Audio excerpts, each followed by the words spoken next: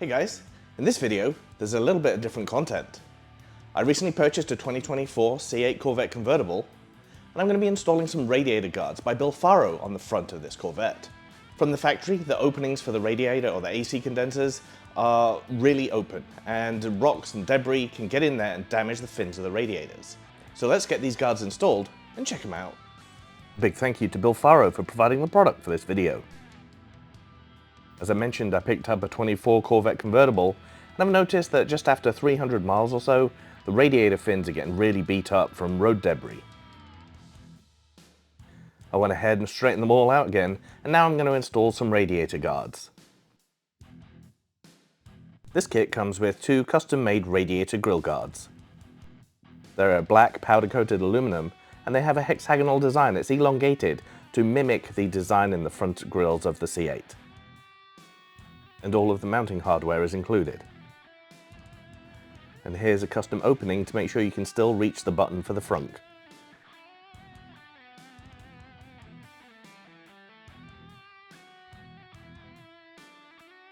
I was fortunate and the pitch of my driveway enabled me to raise the nose of the Corvette. This gave me enough room to easily get underneath. To start with, if you've got a front splitter, you're going to want to remove it. Then you will need to remove this lower protective panel. There are T15 screws and then a 7mm bolt. Removing the front splitter is really easy. There's just 21 T15 screws.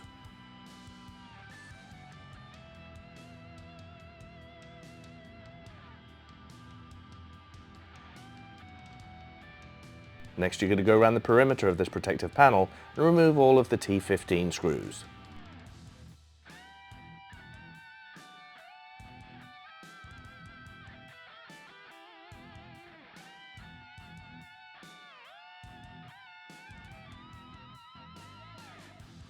At the front here there is a hidden one in a recess, and then there are two more further back in front of the front wheel.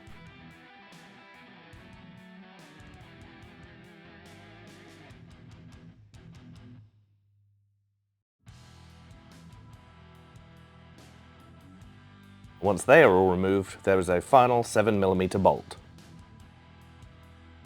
And now you can simply slide out that panel. It's not caught on anything if you've removed all the screws. And this is what that first panel looks like when you pull it out. And here's the location of that hidden screw I mentioned.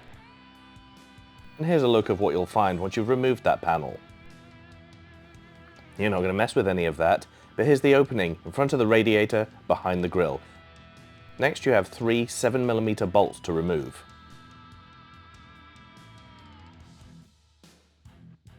You can now access the back of the bolt by sticking your hand up in between the radiator and the back of the grille. Here I'm using a 7mm deep socket.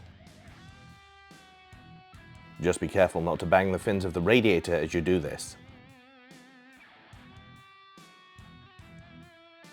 Once you've got this bolt out, go ahead and remove the other two bolts as well.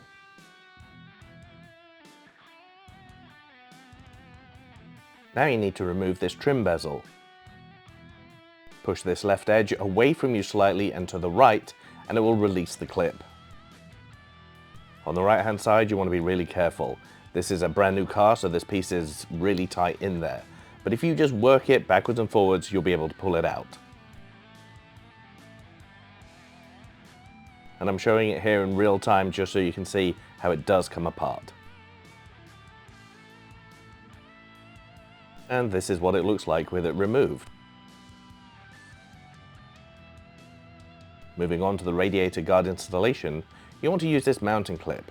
It is the one that has the top sloping down to the right.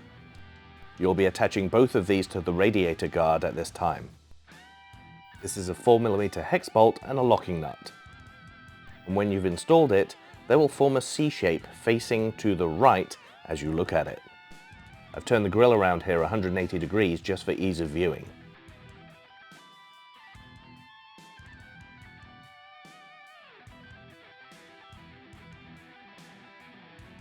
And these are self-locking nuts that you're installing. Don't tighten them all the way down yet, you may need to move them around a little bit. Install the mounting clip on this tab on the right hand side. On the bottom two tabs, you can put some 3M adhesive.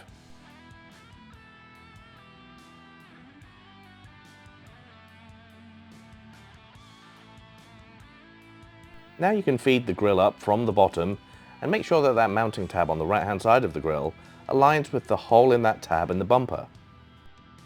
If everything aligns okay, pull the grill out, tighten those mounting brackets and then slide it back up in there.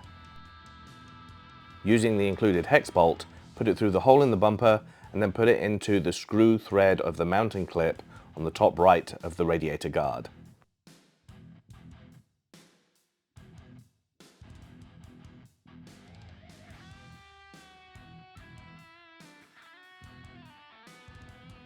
This is a 3mm hex wrench. Now you can reinstall the original OEM trim bezel. You just have to simply push it back into place. Now make sure you align the clips up well, otherwise you could bend them. And don't forget to push the left-hand edge back in.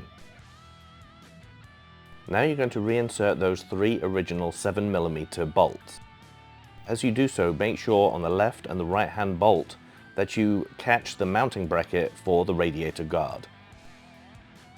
I'm just securing them hand tight for now.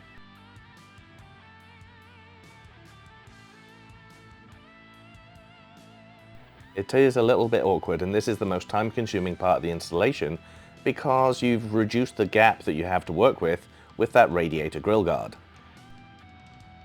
Once you're happy with the position of the bolts in there, you're going to use a 7mm ratcheting wrench to tighten them down.